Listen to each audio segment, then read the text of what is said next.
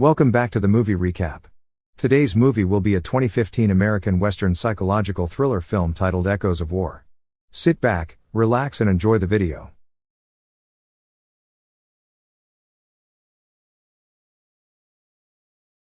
The movie begins with a man and a woman running toward a burning house. Then, the screen fades, and we find Wade Riley on a horse who comes across Marcus McCluskey picking flowers on the field for his mother. He asks Wade what he's doing back, and the other man answers that he came back to see his family and find some peace. Not knowing what to reply to that, Marcus tells him that he's going home, and Wade offers to ride with him. On their ride back, Wade asks Marcus about his family. He talks about his brother, who didn't make it before, and his mother, who was never the same again, and when Wade prompted Marcus about his father, he only let out a sigh. Wade arrives at Riley's home late and knocks on the door. Seamus, with his gun out, asks who's out there. The other man urges him to open up as he tells him his name. As Seamus opens the door, Wade raises his hands when he notices the gun and teases him about greeting his brother-in-law. Another door opens behind Wade, and out steps Abby, his niece, who immediately goes to him for a hug. Sammy, his nephew with Seamus, then walks out and runs into his arms. Inside, he entertains Abby and Sammy with a story about the Battle of Pea Ridge. As he finishes, Seamus asks him where's home now. Sammy follows it up by asking Wade if he'll be staying. He leaves the answer up to Seamus. Unable to say no to his son, he agrees. Wade promises that it'll be temporary. He comments that it doesn't feel right being at home without her, referring to his sister, Mary. Something shifts in Seamus, and he stands up, telling him that her grave is out in the field, which he's sure he'll find. In the pasture, Randolph, Marcus' father Randolph, walks up to him.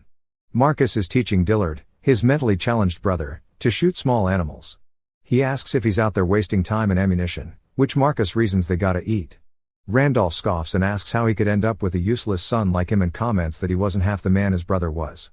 Before he leaves, Marcus tells him that Wade's back.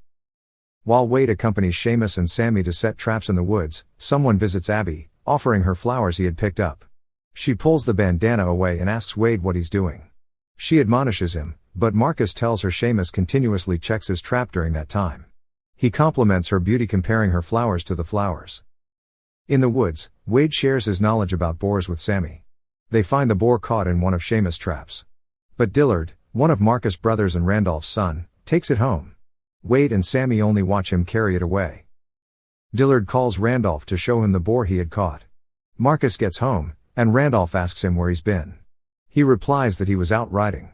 Randolph gestures to the boar that Dillard had brought home and asks Marcus what he's been doing for the family. He cautions the younger man to stop daydreaming and start helping. Wade is cleaning up the raccoon they caught as Sammy excitedly tells him a bunch of different insects he had accidentally eaten. He asks the boy how long the McCluskeys been stealing from them, which shuts him up. Wade asks him again, and Sammy finally tells him that it's been happening since Mary died. Seamus doesn't do anything, excusing their behavior since they're just desperate. During dinner, Wade mentions that he knows the McCluskeys been stealing Riley's food as they say their prayers. Seamus tells him off, and Wade belittles him for trying to pray the problem away instead of doing something about it. The next day, Wade goes to the field to visit Mary's grave. He rides out to McCluskey's property after and greets Randolph, who's smoking out on the porch. He gives his condolences for Randolph's deceased son, which Randolph brushes off by expressing that war has its consequences. He offers help if needed, but Randolph tells him they're managing just fine. Wade points out that a cattleman without cattle can't be doing just fine. Randolph warns him about messing with another man's business, which Wade agrees to. Finally, he tells Wade to get off his porch. Wade leaves, but not before pointing out that he was asking nicely. Marcus and Abby meet by the creek, where they spend time together, splashing and skipping rocks. Marcus opens up about Wade and how he argued with Randolph. Abby says it's cowardly talk that offends him. The Riley men of Wade, Seamus, and Sammy cut and burn wood to make charcoal out of the woods. The McCluskey men of Dillard, Marcus, and Randolph ride over to them, where Randolph cautions them about making sure the fire won't spread over to their land. Seamus asks him if they came over to tell them off for the fire, but Randolph gestures over to Wade, telling Seamus to make sure to keep him off his property. Next, he reveals that they had helped when Mary was sick, but he was sure Wade didn't know about that. Finally, Seamus argues that their debts have been paid, but Randolph disagrees. Seamus questions Wade for approaching McCluskey. Wade asks why he lets them take advantage of them. Seamus tells him it's not his concern, but Wade insists that he has a right to know. Seamus continues the argument that they don't take much, but Wade asserts that it doesn't make it right. He offers his help, but Seamus refuses. Wade wakes up in the middle of the night in a cold sweat. It seems he had another bad dream involving the Civil War. He walks out into the woods and falls asleep next to a tree. He wakes up with a start the next day. The sun's out. He hears and sees Dillard stealing from Seamus' traps again. He greets the man, who scrambles for his rifle in a panic. He distracts Dillard with a story from when they scared the cattle out in Randolph's pasture. Wade reaches out for Dillard's rifle just as the other man takes a step back right into one of the traps. He cries and pleads with Wade, but the other man just takes the animals he tried to steal and returns home. When Abby and Marcus meet, he tells her about what happened. She asks if he needs pelts or meat and moves to get them for him, but Marcus asks her to just talk to Wade and let things blow over. He tells her that they don't need to be like them and discloses that they differ from their family. Later that day, Marcus meets up with Randolph and Dillard. The two are getting ready to teach Wade a lesson. Still, Marcus argues that Dillard was caught stealing, which is why Wade retaliated. Randolph hits him and orders him to get back on his horse or else he'll kill him. Abby comes across Wade whittling out on the porch. She decides it's time to talk to him about the McCluskey. He thinks no one cares, which Abby denies but concedes that because of it, the other family leaves them alone, and it ain't as bad as it seems. Wade asks her if she thinks Mary would have agreed. She reassures him that things will return to the way it was with the war. Wade wakes up in the middle of the night again. This time because he heard a horse's neigh out in the field. They find all of Seamus's traps broken and left out in front of the house. Seamus asks Wade what he has done. They get into an altercation, with Wade insisting that he's looking out for the kids like he promised. Seamus calls him out and reveals that she had nothing to do with it. But Wade blames him for what the McCluskey thinks is their debt. Bolstered by ignorance, Sammy finds Wade the next day and tells him that he agrees with him. He thinks little of his father, Seamus, since he refuses to stand up to the McCluskey and doesn't even fight during the war. Sammy admits that he wishes the war wasn't over so he could have joined. Instead of being proud, Wade yells at him, asking him if he thinks he can do what he did. Marcus and Abby meet by the creek again but get into a disagreement, with Marcus blaming Wade for what happened and Abby calling him a coward for not standing up to his family. Marcus proposes they leave, reassuring her that he can take care of them. Abby refuses, knowing her family couldn't last without her.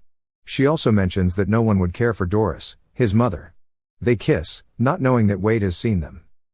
At dinner, Abby asks Seamus how things are in town. She talks about the flowers up to the McCluskey's house.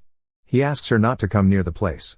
She claims that she was just riding by and comments that it'd be nice if the past could stay in the past. She gets into a minor dispute with Wade about the war being hard but things being hard back home. It seems she stands by Seamus's decision to let the McCluskey steal from them. Wade starts insulting the McCluskey family, especially Marcus, which he knows will get to Abby. At the McCluskey's house the next day, Marcus offers to finish bathing Doris from Randolph. As soon as his father leaves, he tells Doris about Abby. He asks if he can have her ring, but Doris refuses. Marcus begs her to let him take it, pulling it off her finger. Out by the creek during their usual meeting, Abby tells Marcus that they can't continue with their secrecy. She asks him what would happen if someone found out about them, and Marcus shrugs it. She asks if he'll turn his back on his father. He admits he will if it means they can be together. He pulls out Doris' ring and puts it on Abby's finger. Unbeknownst to them, Wade is watching them again. As Marcus puts his shoes back on, Abby is already gone, and Wade walks up to him. The younger man is wary of him and what he wants. Wade, remembering what he did with Abby, punches him hard. He attempts to drown Marcus, warning him to stay away from her. Randolph finds Marcus with a bruised cheek and asks him if it was Wade who had hurt him. Not wanting things to escalate, Marcus lies and explains that it was an accident. Randolph repeats what he says and threatens to accidentally hurt Abby if he doesn't tell the truth, which surprises Marcus since he didn't think anybody else knew. The McCluskey men arrive at the Rileys' property with Randolph calling for Wade. Abby steps out of the house while Seamus watches them from afar. Wade walks up to a rifle-wielding Randolph, who tells him they've got business.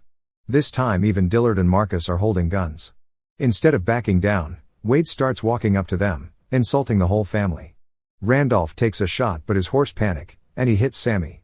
Abby and Seamus run for Sammy. The boy is hit on the chest. The McCluskey men leave immediately. At the McCluskey's house, Dillard repeatedly accuses Randolph of killing Sammy. They're all pacing so that they don't notice Wade enter. Randolph feels him and reaches for his rifle, but Wade has already shot him before he can aim. Dillard turns to Wade and repeats what he's been saying to Randolph. Wade doesn't hesitate and shoots him in the head as well. Marcus runs. Wade chases him up the stairs. For a moment, he's distracted by Doris, who's in her rocking chair. Marcus shoots him but only hits him on his arm. Wade returns fire and hits the younger man in the chest.